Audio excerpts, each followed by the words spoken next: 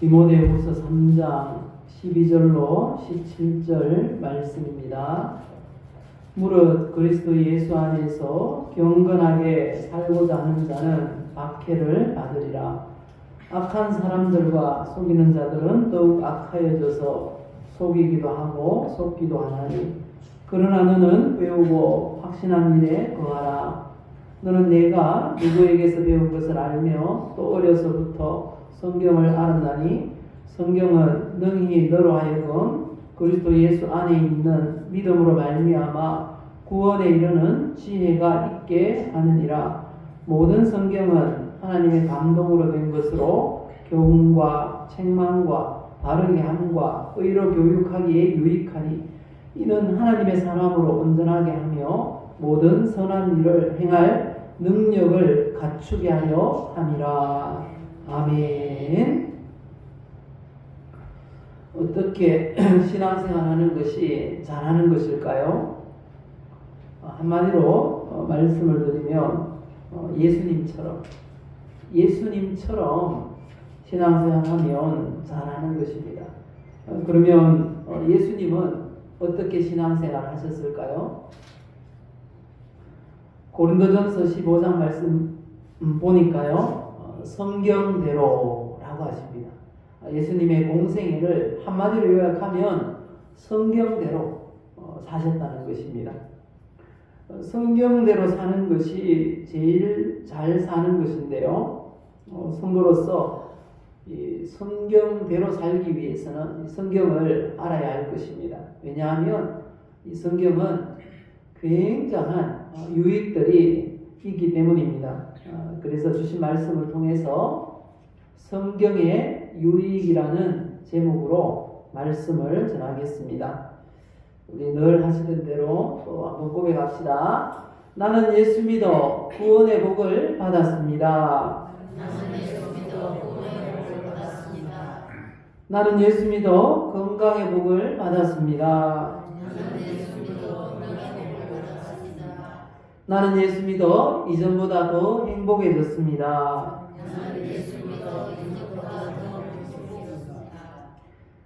우리가 예수님을 잘 믿어서 이런 복과 또 성경에 기록된 모든 은혜와 복을 받아 누리시기를 예수님의 이름으로 축복합니다.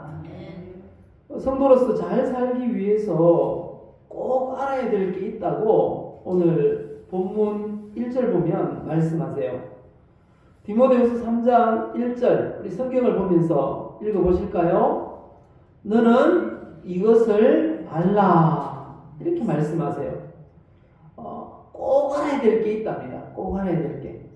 그 알아야 될 내용이 뭔가 하면요, 말세에 고통하는 때가 이르러라고 하십니다. 지금이 말세라는 것을 꼭 알아야 되고, 말세는 고통하는 때라는 것을 알아야 한다라고 말씀합니다. 그래서 오늘 이 디모데후서 3장에 보면 말세의 특징을 굉장히 자세하게 말씀해 주고 있습니다. 말세에라고 하는데, 이 말세에라는 이 말은 맨 끝날들 그리고 마지막 날들을 가리킵니다. 그리고 고통하는 때라고 하시는데요, 이 고통하는 이라는 이 단어가 여러 가지 의미가 있습니다. 힘든, 어려운, 그리고 도덕적으로 악한, 그리고 난폭한, 이런 뜻이 있습니다. 이 말세란 마치 예수님께서 여행하시다가 그라사라는 지방에 가셨죠. 거기 가니까 군대 귀신 들린 한 남자가 있었습니다. 얼마나 난폭한지 사람들이 그걸 감당할 수 없어서 무덤에다가 쇠사슬을 묶어 놓았어요. 그때 그 사람을 표현한 단어가 바로 이 단어입니다. 그래서 말세가 고통하는 때라는 건, 말세가 그 귀신 들려 날뛰는 난폭한 사람처럼 그런 난폭한 시대임을 우리에게 말씀하고 있는 것입니다. 왜 그런가? 이 말세라는 이 시대가 왜 그런가 이유를 말씀합니다. 2절부터 쭉 말씀하시는데요. 13절까지 말씀하시는데 2절에 보면 이 사람들이라고 시작하는데 원어에는 왜냐하면이라는 이유 그 접속사가 있습니다. 말세에 고통하는 때가 이르러 왜냐하면 왜 말세가 고통하는 때인가 이유를 쭉 설명하시는데요. 사람들이 자기를 사랑하며라고 합니다. 굉장히 이기적인 그런 시대가 될 것을 말씀하고 있습니다. 자기를 사랑해요. 자기만 사랑한다는 거죠. 이기주의적인 시대. 그리고 돈을 사랑하며 자랑하며 돈 자랑 많이 하는 시대라는 것. 물질 만능주의 시대가 될 것을 말씀합니다. 그리고 비방하며 교만하며 부모를 거역하며 이제 권위가 없어져요. 권위가 없다는 거죠. 어른들 말씀을 들어야지 이렇게 저희들 어렸을 때는 그렇게 호통을 치면 다 들었어요. 근데 요즘은 어떻습니까? 호통 치다가 몰배를 맞을 수 있는 그런 시대가 되었습니다. 이 권위가 무너진 무례한 시대가 된다는 것입니다. 그리고 감사하지 않습니다. 거룩하지 않습니다. 무정하고 원통함을 풀지 않습니다. 정이 없습니다. 오히려 모함하고요. 절제하지 못합니다. 잠깐 참는 것도 안 됩니다. 그리고 사납습니다. 선한 것을 좋아하지 않습니다. 배신하고 조급하고요. 자만하며 쾌락을 사랑하는데 하나님보다 더 사랑한다는 거예요. 이 말은 쾌락이 진리가 되는 시대가 온다는 것입니다. 내가 즐거우면, 내가 기쁘면 그게 진리라는 거예요. 지금이 바로 그런 시대임을 우리가 느끼게 될 것입니다. 그리고 5절 말씀합니다. 경건의 모양은 있으나 능력은 부인하는 그런 시대입니다. 그리고 12절 말씀을 보시면요. 무릇 그리스도 안에서 경건하게 살고자 하는 자는 박해를 받느니라 말씀합니다. 예수님 잘 믿고 신앙생활 잘하려고 하면 주변에서 참 연락에도 믿는다. 이런 말들을 한다는 것입니다. 그런 시대가 지금 현 시대라는 걸 우리가 느끼게 될 것입니다. 13절에 말씀합니다. 그래서 말세에는 악한 사람들은요 점점 악하여지고요 선을 추구하는 선한 성도들은 점점 선을 추구하게 되는 시대임을 말씀하고 있는 것입니다. 그런데 이 말세는 언제를 가리키는 걸까요? 말세에 대한 주장은 두 가지가 있습니다. 여러분들은 어떤 주장이 더 맞는지 한번 생각해 보십시오. 예수님이 재림하실 그때를 말세라고 주장하는 분들이 있고요. 또 어떤 분들은 예수님이 초림하셨을 때부터 말세가 시작되었다라고 주장하는 분들이 있습니다. 어떤 주장이 맞을 것 같습니까? 예, 성경은 예수님이 초림하셨을 때부터 말세가 시작되었다. 재림하실 때까지가 쭉 말세라는 거예요. 성경이 그렇게 말씀하고 있습니다. 베드로전서 4장 7절에 보니까요. 만물의 마지막이 가까웠어요. 이 사도 베드로가 기록한 말씀이거든요. 그때부터 말세였다는 거예요. 지금 우리는 말세를 살아가고 있습니다. 이런 시대의 성도가 어떻게 살아야 할까요? 오늘 읽었던 디모데후서 3장 14절을 보면 이렇게 말씀합니다. 너는 배우고 확신한 일에 거하라. 우리는 확신한 일에 거해야 됩니다. 확신한 일. 이게 진짜 옳은 일이야. 그걸 딱 분명히 알고 잡고 그대로 살아가야 한다는 것입니다. 그러기 위해서는 어떻게 해야 된다고 합니까? 배우고. 먼저 배워야지 확신한 일에 거할 수 있다는 겁니다. 뭘 배워야 될까요? 15절에 보니까요. 성경이라고 말씀합니다. 성경을 배워야 한다는 것입니다. 그 성경이 뭘까요? 성경은요. 구약은 39권, 신약은 27권. 이렇게 딱 정해놨어요. 못 박았어요. 성경은 더 이상 늘어나지도 않고 줄어들지도 않습니다. 그래서 이 66권 전체를 성경이라고 합니다. 근데 예수님에 대해서 기록한 그런 글들이 많아요. 성경 66권으로 정해진 것 외에도 많습니다. 그런데 이 많은 학자들이 모여서 그걸 정리를 했어요. 이건 이런 이유에서 성경에 포함시키면 안 돼. 이거는 합당해. 이렇게 정리를 했어요. 그래서 66권이 완성이 되었는데요. 그리고 나서 이 성경을 이 정경이라고 불렀어요. 정경. 캐논이라고 불렀는데요. 잣대라는 뜻입니다. 이게 기준이라는 거예요. 무엇의 기준입니까? 모든 것의 기준이에요. 성경이. 모든 것의. 우리의 신앙과 삶 전체의 기준이다. 그렇게 성경이라고 합니다. 이 성경은 헬라어로는 이 그라페라고 하고요. 영어로는 바이블이라고 합니다. 근데 바이블이라는 이 단어는 이 파피루스라는 이 종이의 원료가 되는 거기에서 나왔어요.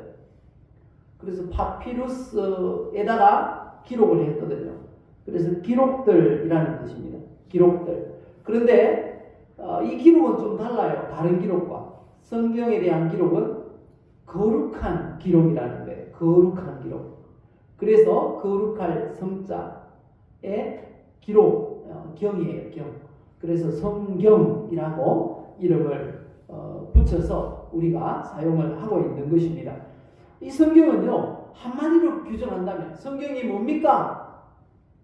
예수 믿지 않는 사람들이 물으면 우리는 이렇게 대답해야 됩니다. 어떻게 해요? 하나님의 말씀. 맞습니다. 하나님의 말씀입니다. 이렇게 분명하게 말할 수 있어야 됩니다. 성경이 뭡니까? 하나님의 말씀. 맞습니다. 하나님의 말씀입니다. 히브리서 4장 12절에 보면 하나님의 말씀은 살아있고 이렇게 시작을 하는데요. 이 성경 말씀은 살아있습니다. 살아있습니다. 그리고 성경을 하나님의 말씀이라고 그렇게 묘사를 하고 있습니다. 그런데 이 성경이 하나님의 말씀이라는 그런 증거가 있나요? 라고 물어질 분들이 있을 거예요. 하나님의 말씀이라는 증거가 있을까요? 없을까요? 있습니다. 많아요. 굉장히 많아요. 성경은 하나님의 말씀이라는 증거가 굉장히 많습니다. 책들마다 수준이 있어요. 수준. 초등학생이 쓴 책이 있다면 어떤 수준일까요? 초등학생 수준. 중학생이 쓴 책이 있다면 중학생 수준. 대학 교수가 쓴 책이 있다면 대학 교수 수준이에요. 근데 하나님이 쓰신 책이 있다면 어떤 수준일까요? 바로 하나님 수준이라는 거죠. 성경이 바로 그렇다는 것입니다. 첫 번째 증거는요, 성경 자체가 증거합니다. 최고의 증거죠. 성경 스스로가 증거한다니까요. 베드로후서 1장 21절에 이렇게 말씀합니다. 예언은 언제든지 사람의 뜻으로 낸 것이 아니요 오직 성령의 감동하심을 받은 사람들이 하나님께 받아 말한 것입니다. 이 성경 전체가 기록자가 누군가 하면요, 원저자가 누군가 하면요, 하나님이라는 것입니다. 하나님께서 성경의 원저자라는 거죠. 그래서 하나님 말씀인 거예요. 그리고 두 번째는요, 이 성경에는 완전한 통일성이 있어요. 성경이 몇 년 동안 기록되었는가 하면요, 약 1500년 동안. 몇 년 동안 기록됐다고요? 1500년 동안 기록이 되었어요. 1500년 동안 몇 명의 기록자들에 의해서 기록되었는가 하면요, 40여 명의 사람들을 통해서 그렇게 기록이 되었습니다. 그 기록자들을 보면요, 살았던 시대가 달라요. 1500년 동안 기록되었으니까요. 직업도 달라요. 사는 곳도 달라요. 그런데 내용이 통일성이 있어요. 그 통일된 주제가 뭔가 하면요, 메시아, 그리스도라는 것입니다. 구세주를 기다리고 있다는 거예요. 구세주를 바라보고 있어요. 여기에 완전한 통일성이 있습니다. 요한복음 5장 39절에 보니까 이렇게 말씀하고 있습니다. 그 통일성이 뭔지를 잘 알려주는 말씀입니다.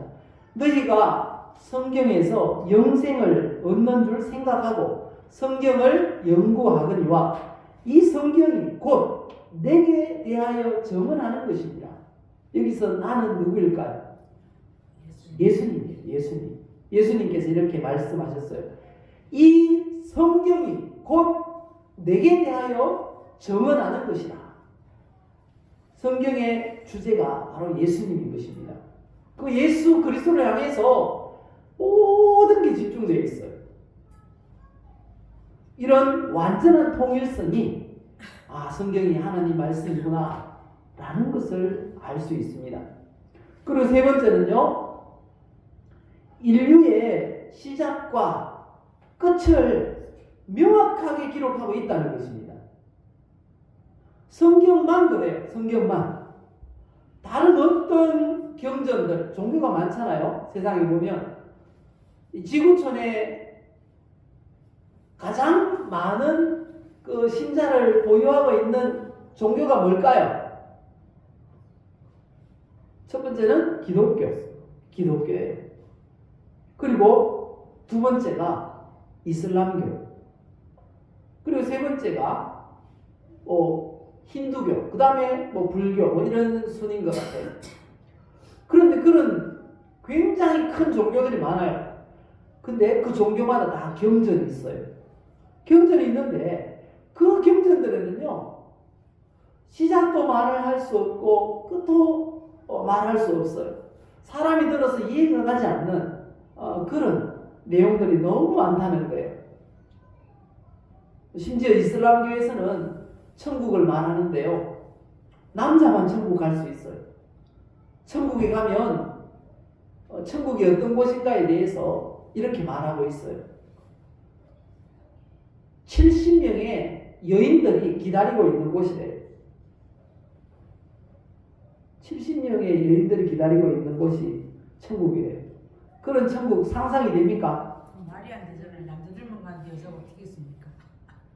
예비해 놓은 곳이라는 거예요. 그래서 그 천국을 가기 위해서 폭탄을 짊어지고 막 건물에서 자살을 합니다. 그 천국에 들어가려고. 미친 사람들 아닙니까? 그런 종교들도 있다는 거예요. 그런데 그 종교를 위해서 대구에다가 이슬람 사원을 건축하려고 그렇게 노력을 하고 있어요. 그래서 막 틈만 나면 반대 시위를 하고 그렇게 하고 있다는 거죠. 그 종교가 들어오면요, 난리 납니다. 어쨌든 결사 막아야 됩니다. 이처럼 인류의 시작과 끝을 분명하게 명확하게 말하는 이 경전은 성경밖에 없다는 것입니다. 그리고 현재와 미래를 분명하게 말씀하고 있습니다. 처음이 있고 끝이 있다고 분명하게 말씀하는 이 경전이 성경밖에 없어요. 그리고 네 번째 증거는요, 예언들의 성취입니다. 성경에는 수많은 예언들이 있어요. 그래서 예언들은, 예언이라는 말은 다른 표현으로 하면 약속이잖아요. 그래서 성경이 어떻게 구성이 되어 있습니까? 39권 먼저 기록된 성경을 뭐라고 합니까? 구약, 약속이라는 거예요. 그리고 뒤에 기록된 27권을 뭐라고 합니까? 신약, 새로운 약속, 옛날 약속이라는 거예요. 누구에 대한 약속입니까? 메시아에 대한 약속. 메시아에 대한 약속을 하면서 그 외에도 수많은 그런 약속들을 하고 있습니다. 그 메시아가 태어날 것을 오래전부터 얘기해 왔어요. 창세기 3장 15절부터 성경이 처음 기록될 때부터 메시아에 대한 약속을 하고 있어요. 여자의 후손으로. 그리고 예수님 오시기 약 700년 전에 이사야 선지자가 굉장히 분명하게 선명하게 약속을 합니다. 이사야 7장 14절 보면 보라 처녀가 잉태하여 아들을 낳을 것인데 그 이름을 임마누엘이라 하리라. 이렇게 선명하게 예언을 하고 있어요. 약속을 하고 있다는 겁니다. 먼 훗날에 메시아가 오실 텐데, 보내실 텐데 동정녀 처녀의 몸에서 태어날 거에 이렇게 약속을 했는데 그대로 되었어요. 미가서 5장 2절에는요 어디에서 태어날 것을 또 예언하고 있습니다. 이 베들레헴 에브라다야 라고 말씀하면서 거기에서 메시아가 태어날 것이다 약속을 하고 있는 것입니다. 그리고 다니엘서 2장에 보면요, 다니엘서 2장에 보면 굉장히 이 나라들의 그 미래, 어떤 나라들은 세워졌다가 무너지고 다음 나라가 어떤 나라가 세워지고 그런 나라들의 미래에 대해서 예언을 하고 있어요. 느부갓네살 왕이라는 그 바벨론의 왕이 한 꿈을 꾸었는데요. 큰 이 신상을 꿈을 꾸었습니다. 근데 그게 아주 생각도 날 듯도 하고 안 날 듯도 하는데 늘 머릿속에 있어서 힘든 거예요. 거기에 대해서 해석을 해라. 해석을 못하면 나라 전체에 있는 무당, 박수, 박사들 다 사형시킬 거다. 이렇게 엄포를 놓습니다. 그때 다니엘이 기도하다가 느부갓네살 왕이 꾼 꿈을 동일하게 꿉니다. 그리고 해석까지 말씀해 주시는데 보니까 한 큰 신상이 있어요. 머리는 보니까 금머리예요. 그리고 가슴은 은으로 되어 있고, 그리고 이 배와 넙죽다리까지는 노시예요. 종아리는 철이고요. 뭐 이런 그런 희한한 발은 돌과 흙으로 되어 있고 뭐 이런 신상을 꾸었어요. 그 신상이 도대체 뭘 가리키는가? 성경에 이렇게 해석을 하고 있습니다. 금머리는 곧 바벨론이라는 거예요. 그리고 은가슴은 이 바벨론이 무너지고 메데, 파사, 그 페르시아로 나뉩니다.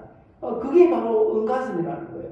머리부터 이렇게 순서대로 나라가 이런 나라들이 세워지고 무너지고 또 세워지고 무너지고 할 거라는 걸 예언하고 있습니다. 그리고 페르시아가 무너지면 헬라가 그곳에 이 나라를 세울 것이다. 헬라는 그리스죠. 알렉산더 대왕이 나라를 세웁니다. 24살 때, 33세 때 온 천하를 다 정복했어요. 그리고 헬라 문화의 전도사가 되었습니다. 그래서 성경도 헬라어로 기록되었잖아요. 모든 사람들이 헬라어를 쓰게 되었으니까. 그리고 나서 헬라가 무너지고 로마가 세워지게 됩니다. 그런데 또 이 로마가 이제 10개의 나라로 나뉘어지게 됩니다. 그 오늘날의 유럽이에요. 뭐 이런 식으로 그 역사를 예언했어요. 오래전에 예언했는데 그대로 되었다는 것입니다. 그대로. 이처럼 예언들이 다 성취가 되었어요. 근데 예언이 한 개가 남아있어요.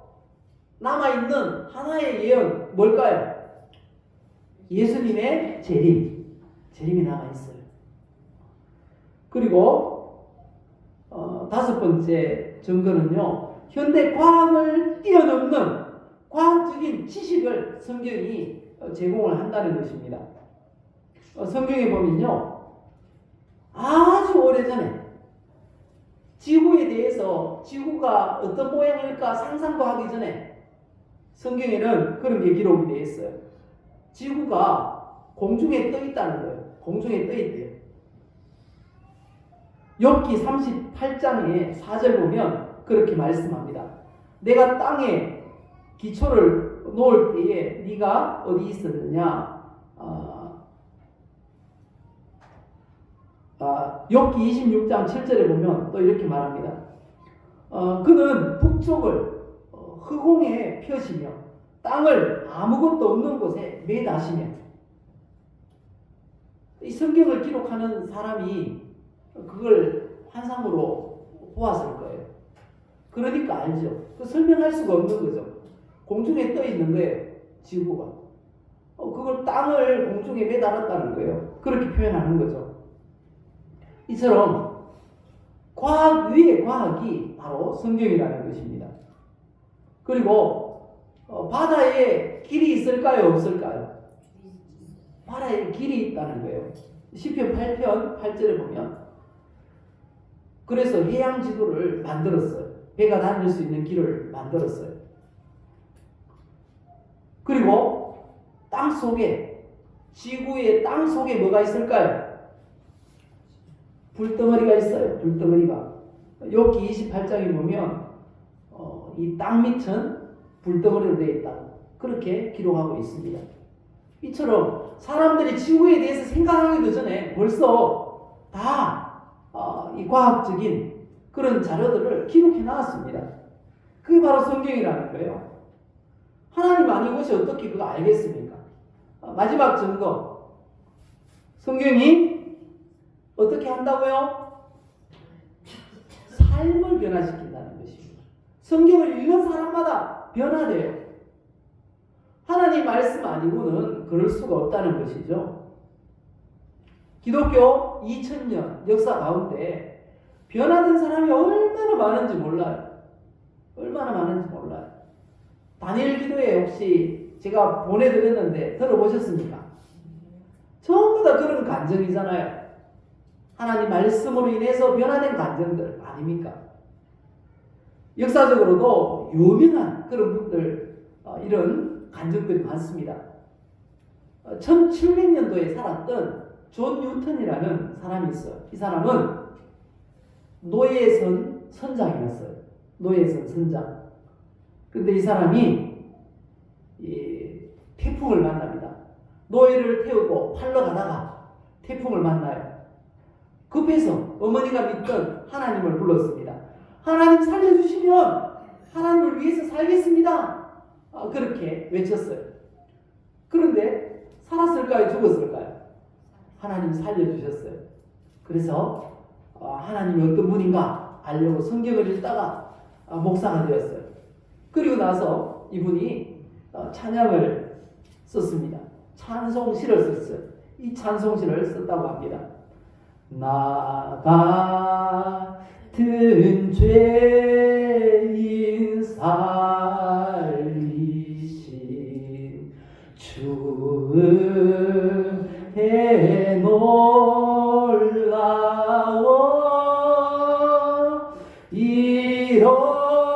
잃었던 생명 찾았고 광명을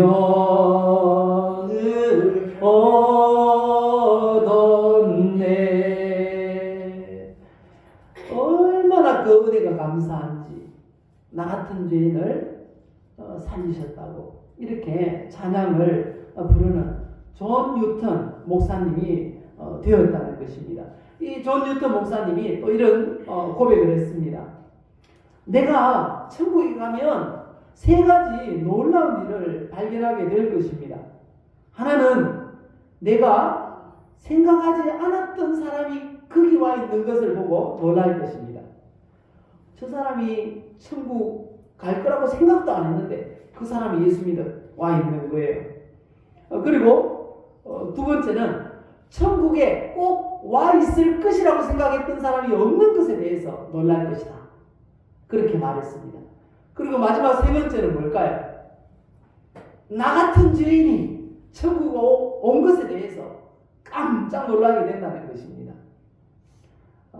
우리도 이 존 뉴턴 목사님처럼 변화되어 살다가 천국을 바라보고 마지막 날에 우리 주님 만날 수 있기를 예수님의 이름으로 축복합니다. 그리고요, 변화된 사람이 너무 많은데 또 유명한 사람들을 말씀드리면요, 여러분 들어봤을 것입니다. 이 성 어거스틴이라는 이분은 신학자인데요, 청년 때는 굉장히 방황을 많이 했어요. 이단 사이비 종교를 믿어보기도 하고요, 그리고 사생활을 낳기도 하고요, 막 그렇게 방탕하게 살았어요. 근데 어머니는 신앙인이었어요. 어머니가 간절히 기도합니다. 기도하는데 이상한 건, 하나님, 우리 아들이 로마로 가기를 원치 않습니다. 로마에 가지 않도록 하나님 도와주세요. 이렇게 기도해서 눈 뜨고 보면 로마에 가 있어요. 왜냐하면 로마가 굉장히 타락한 도시거든요. 아들이 타락한 도시에 가서 더 타락할까 싶어가지고 가지 않기를 기도했는데 로마에 가 있어요. 그래서 한때는 포기할까 그런 생각도 했는데 암브로스라는 목사님이 설교를 하는데 그렇게 설교를 하는 거예요. 기도하는 어머니가 있는 아들은 망하지 않습니다. 기도하는 어머니가 있는 우리 자녀들은 망하지 않는 줄 믿습니다. 아멘. 언젠가는 회개하고 예수 믿게 될 줄 믿습니다. 아멘. 그 설교를 듣고 이 어머니 모니카가 다시 기도를 시작했습니다. 그런데 얼마 있지 않아서 이 아들이 변화되었어요. 어느 날 로마에 가서 있는데 옆집에서 아이들이 막 뛰어노는 거예요. 뛰어노는데 뛰어노는 아이들의 그 노래소리가 들리는데 펴서 보라, 펴서 보라, 이 이상한 노래소리가 들리는 거예요. 때마치 앞에 성경이 있었어요. 펴서 보았어요. 펴서 보니까 이 말씀이 나왔습니다. 로마서 13장 12절 이하의 말씀인데요, 밤이 깊고 낮이 가까웠으니 그러므로 우리가 어두움의 일을 벗고 빛의 갑옷을 입자. 낮에와 같이 단정히 행하고 방탕하거나 술 취하지 말며 음란하거나 호색하지 말며 다투거나 시기하지 말고 오직 주 예수 그리스도로 옷 입고 정욕을 위하여 육신의 일을 도모하지 말라. 그 말씀이 나오는 거예요.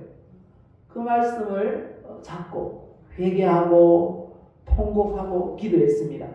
그리고 변화된 삶을 살아가기 시작하는데요, 이분이 신학을 공부해서 이 개혁주의 신학을 예비한 길을 놓은 그런 훌륭한 믿음의 사람이 되었던 것을 볼 수 있습니다. 이처럼 성경 말씀을 통해서 변화된 사람이 얼마나 많은지 모릅니다. 시간이 많이 갔지만 또 한 사람을 소개하면요, 청소년 때 살인을 저질러 가지고요 1993년도에 사형을 언도받았던 사람이 있습니다. 이름이 김진태라는 사람인데요, 이 사람이 일남 이녀 가정의 큰아들로 장남으로 태어났답니다. 초등학교 때는 늘 1등, 2등을 했던 모범생이었답니다. 그런데 아버지가 술을 많이 마시고 가정폭력을 그렇게 행했답니다. 그래서 아들이 이 밖으로 나돌다 보니까 중학교 때 벌써 소년원회를 몇 번 갔다 오고 그렇게 했다는 것입니다. 그렇게 삐뚤어졌다가 1992년 사형 언도받기 1년 전에 집에 왔는데 보니까 아버지가 이 술에 너무 취해가지고 그 사리를 분별할 수 없이 그렇게 널브러져 있는 거예요. 그 모습을 보고 울컥하는 마음에 아버지를 죽였어요. 아버지를 죽이고 한강에다가 내다 버렸다는 거예요, 시체를. 그래가지고 그 혐의로 붙잡혀가지고 사형언도를 받은 거예요. 그런데 그 서울구치소에 있을 때 그 문장식 목사님이라는 분이 그 교도소 선교를 하고 있었습니다. 목사님을 만나서 성경을 읽게 되었어요. 성경을 읽고 이 사람이 변화되었습니다. 사형수는 3개월마다 방을 옮긴답니다. 그렇게 옮길 때마다 전도를 하는 거예요. 이분이 은혜 받아가지고 나 같은 사람을 하나님이 구원하셨다고, 나 때문에 예수님이 죽으셨다고 너무 감동을 해가지고 옮길 때마다 복음을 전하는 거예요. 그래서 이 사형 집행을 꼭 받아야 되는데 받기 직전에 이분이 무기수로 이 감형을 받았어요. 근데 그동안 했던 일이 너무 놀라운 거예요. 600명을 전도했고요. 그리고 그 1년 동안 영치금을 다 모아가지고 소년 가장을 위해서 또 보내기도 하고 이런 선행을 많이 했다는 것입니다. 그렇게 해서 그 사실을 알고 사형수에서 무기수로 감형이 되었다는 것입니다. 이처럼 성경을 읽으면 변화된다는 거죠. 이런 게 바로 하나님의 말씀이라는 증거라는 것입니다. 이 외에도 성경은 굉장한 많은 유익들이 있어요. 어떤 유익이 있는가 보면요. 읽어보실까요? 구원에 이르는 지혜를 제공합니다. 그리고요.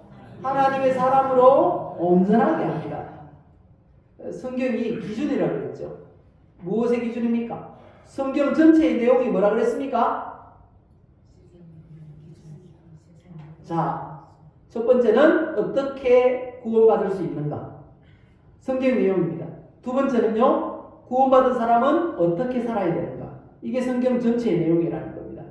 성경 전체의 내용이 뭐라고요? 어떻게 구원받을 수 있는가? 구원받은 사람은 어떻게 살아야 되는가? 그 내용인데요. 어떻게 구원받을 수 있습니까? 맞습니다. 예수 믿으면 구원받습니다. 구원받은 사람은 어떻게 살아야 됩니까?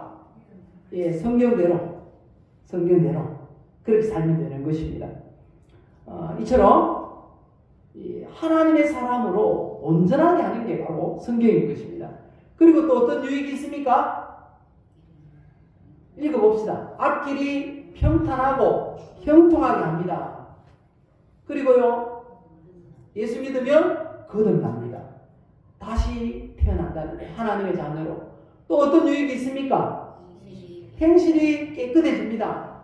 그리고요, 범죄하지 않게 되고요, 인생의 앞길을 인도해 줍니다. 성경이 빛이 우리의 발등의 불이라고 성경에 말씀하십니다. 그리고 성경 읽으면 어떻게 됩니까?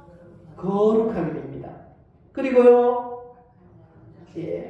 악한 자를 물리치게 됩니다. 그리고요, 마음의 생각과 뜻을 감찰하게 됩니다.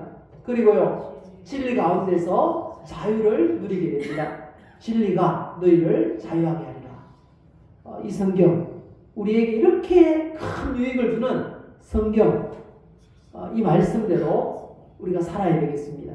그러기 위해서는 말씀을 어떻게 해야 되겠습니까?